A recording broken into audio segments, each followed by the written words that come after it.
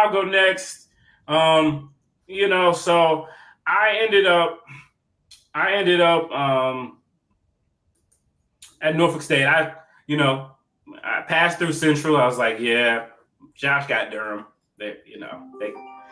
Josh got Durham. By the time I get there, they might be shut down anyway, because they had to shut their campus down mad early. We'll get to that in a second. I was like, you know what? Let me go pull up on Norfolk. So I had some ulterior motives, but we'll get beyond that. You may find those out later if all goes well. But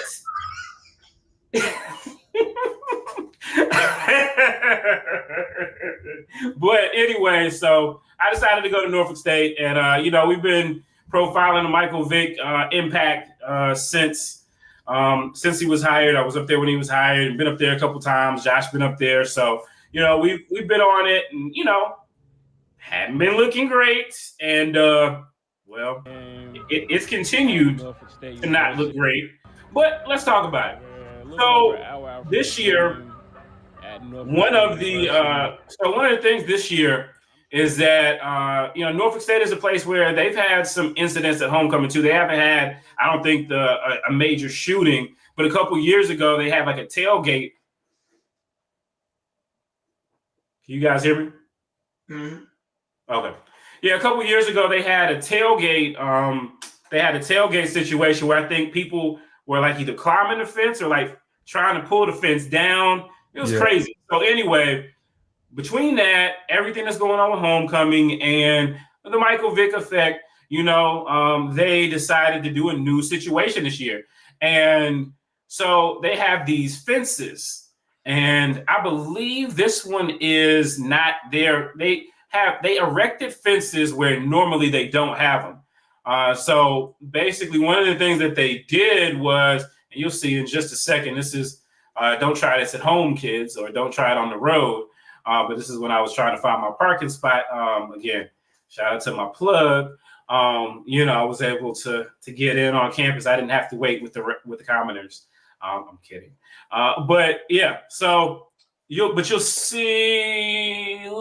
So everywhere else besides this entrance, there's fences. You had to, in order to get on campus, even if you're not going in the game, you had to buy a game ticket. So everybody had to pay $50 to get on campus. And you had to go through these fences. You had to go through metal detectors. And that was a safety measure as well as a revenue generator. Because I think generally, if I'm not mistaken, from what I was hearing, you normally would be able to pull up on the campus and go to the tailgate in different areas, but without having to pay. But again, in order for safety as well as revenue, they decided to change things up a little bit. So this is just me kind of walking around during the pregame festivities. You had the South Carolina State band there. South Carolina State, I'll talk about them. A couple of weeks ago, I saw them at the self-proclaimed greatest homecoming on earth, and they took the win home there in Greensboro. And so now they're Norfolk State's homecoming opponent. There's the band marching in, Spartan Legion, celebrating their 50th anniversary. One of my favorite bands. My favorite band on the East Coast, actually.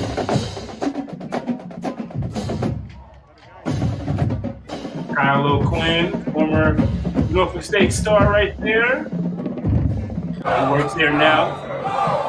The Spartan Legion getting hyped. So,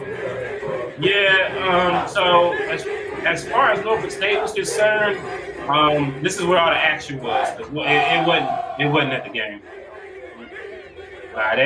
They got straight worked at the game. Kenneth Berry and those boys, they came up with bad intentions, and they caught them hands.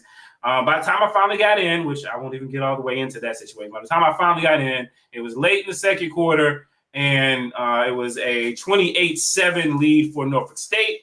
For South Carolina State. And so definitely a just a tough day for them. It was a 51-20 lead. But I do want to kind of I do like to go around and talk to people. So one of the first people that I saw when I pulled up was this South Carolina State gentleman, and let's hear from him and someone else who happened to come along in the conversation. To South Carolina State. Talk to me for a second, gentlemen. How you doing? HBCU Gameday. Oh yeah, baby. Yeah. So how about the Bulldogs? Yeah. So you live here? No, sir. I'm living in Maryland. Okay. But I gotta come down and support my team. Okay. Yeah. I know. I was at the self-proclaimed greatest homecoming on earth a couple weeks ago when you guys got too. Okay. Bro, we had to spank them up. Okay. So we plan on doing the same thing today. Okay. All right. We don't care about no big. Okay, what did you think about the process? What did you think about the process? Well, you know what? I like the process. What? Oh, Norfolk State. Green and gold. Look at it. You know what? I'm gonna give it to them because they celebrating. They 90. They came through in 90. Okay. So they doing their thing. Stop playing. You sure that's not 09 instead of 90? No. 06, baby. 06, baby. You crossed the line, Steve. Heavenly Father was. I thought No. I'm saying I thought it was 1990 and I was saying 09, 2009. No, 1990. We are the last of the above ground line. Above ground lines. Okay. With distinction. Yes. No disrespect. I'm taking. All right. You take care. I'm coming, baby. Okay. All right. Well, look. All right, man. Game day, baby. Give me a prediction. Score prediction. It's going to be 26-9 South Carolina State. Okay. All right. We'll see. Right. Yeah, so he kind of sold his team short. So yeah, Kobe, Kobe, I'm not Greek, so I thought I was being charming. She wasn't having none of that. She let me know. So what you just told me, you got no game. Listen, man, I was there capturing footage, but you know what? But I put that in. So I produced it. I put that in the show. So it is what it is. Yeah, man. But that was about all the action. Tailgate was popping. It was a beautiful day. But for our football, Norfolk State. They did.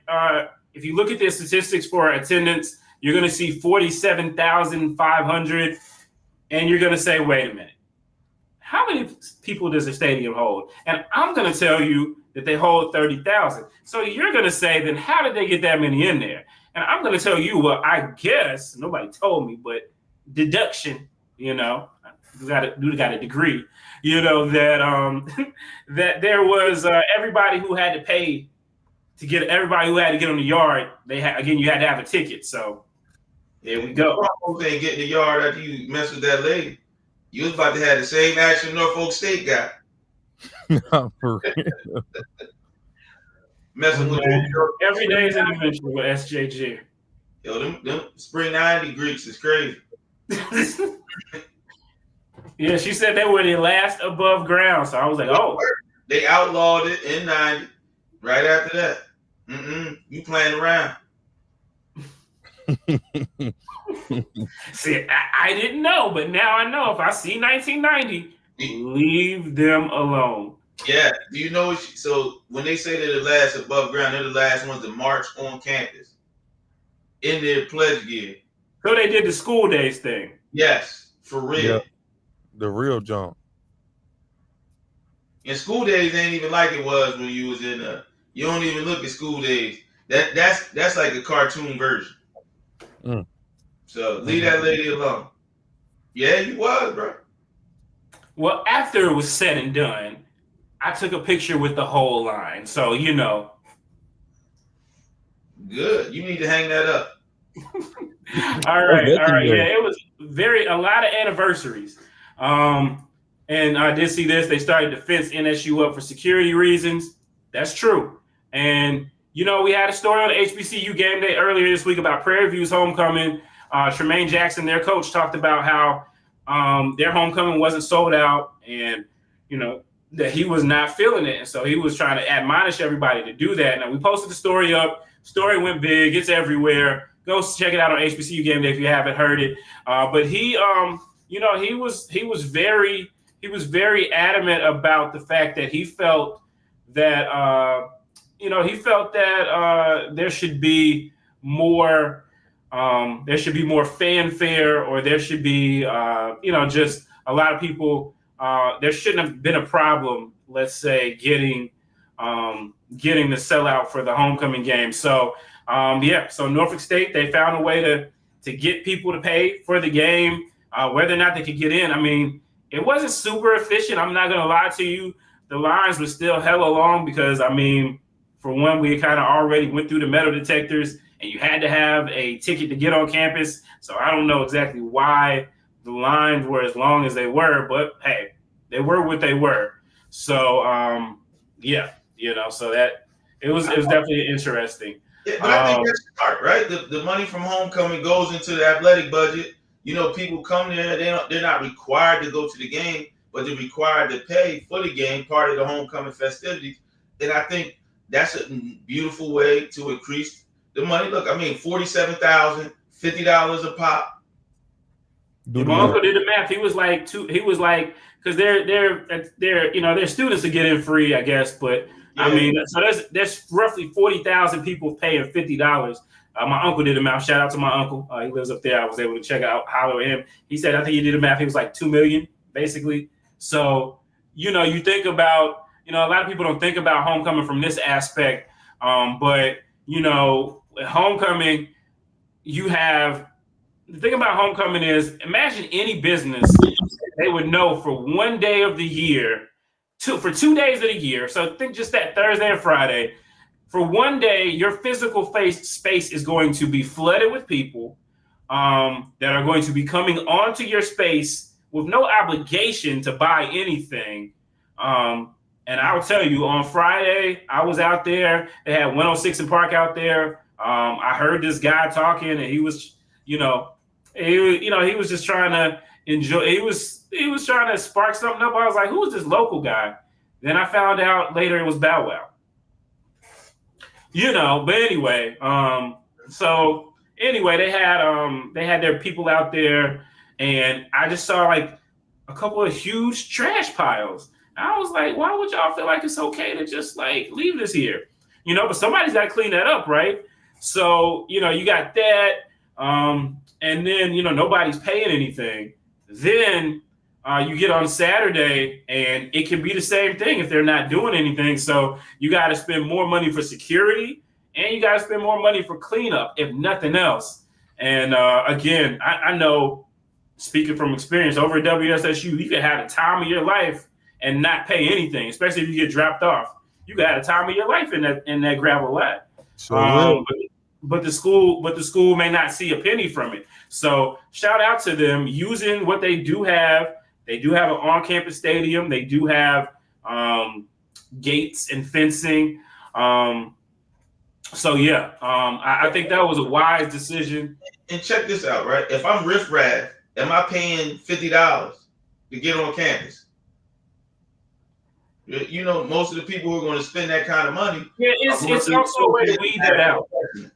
Yeah, it's also a way to weed that out for sure. Yeah. So I don't hate it. Hopefully, every school is different. I know Joshua alma mater, Livingstone, I know they did it a couple years ago. They're doing it this year too. Yeah, people kicked up dust about it, but for one, I heard they got more people in the game than they normally would get because you already paid to go into the game. And then secondly, the school is making sure that they have, making sure that they are recouping some of it. They probably hope, who knows, they might have made some money. They might not have made some money, but, I think it's one of those things that we often don't think about how our schools are living and breathing and all of that good stuff. So, but it was good. A great day was had. It was also homecoming at Virginia State and Hampton, so it was a lot going on there.